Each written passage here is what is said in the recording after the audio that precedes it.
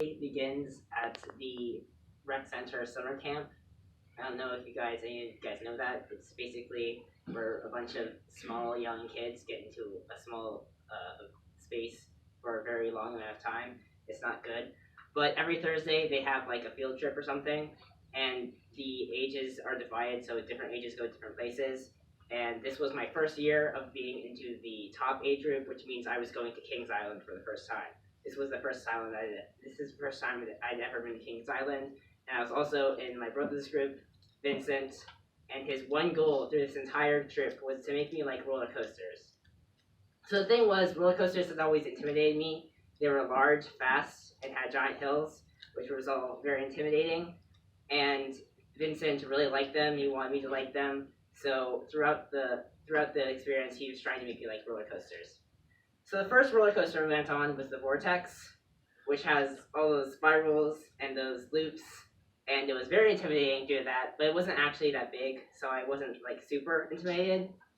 So, we were going up to the Vortex. He was reassuring me, everyone else was reassuring me. I was highly nervous. And then the Vortex kind of blurred really fast. The whole looping and spiraling kind of distorted my time and altitude. And after it, I had a relative sense of discomfort, but like, I could go on that in another 30 minutes or something. So that was okay. And I had a relatively okay, understanding of roller coasters. I was like, this is okay. And my brother was like, how do you like roller coasters? I was like, they're fine. And Vincent was very happy about that. It was definitely an improvement, because the last time I was, shuddered all like this. Last time I went on a roller coaster, and I was very unhappy. So then after that, we went on to the Racer, which is a very big roller coaster, and it's made out of wood. Now this scared me because it's made out of wood, and wood is not metal. And funny fact, wood is a lot less strong than metal. I was very scared about personal injury, but that's fine. This is Kings Island; they can just pay me. And anyways, so we were going up to the Racer. I had a relative inflated opinion of roller coasters because the Vortex was kind of fine. So we were going up to the Racer, and then we went into about the upper middle part of the Racer, and the ride started. We were going up the first hill. I was pretty happy, and then the ride dropped. And this is when I learned I did not like the feeling of falling. It was very bad. So immediately I grabbed the metal handlebar like this. Now a funny thing about if you grab it like this, you can stop yourself going like this, but you cannot stop yourself going like this. So every time I went up the hill, I would do this and hit my nose. Now the Racer is a reasonably long ride. It lasts about a minute, and there are multiple hills in it. So every time I went out the hill, I would go this, back, this, back, this, back.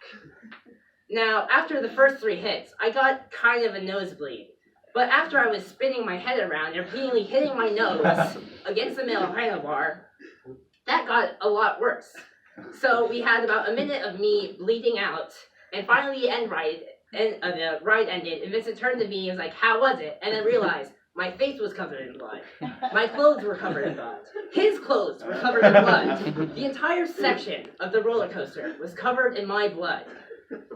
So I had to leave the roller coaster after it was done. They had to put water all over the roller coaster and send it by itself with no one on it. I felt kind of guilty about that, but it didn't need to be contaminated with my blood.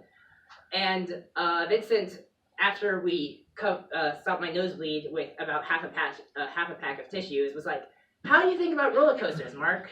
And I said, I don't think I'm going to go on another one in a long, long time. So since then, I've never been on another roller coaster besides those like little kid ones, which are actually quite fun. They're underrated.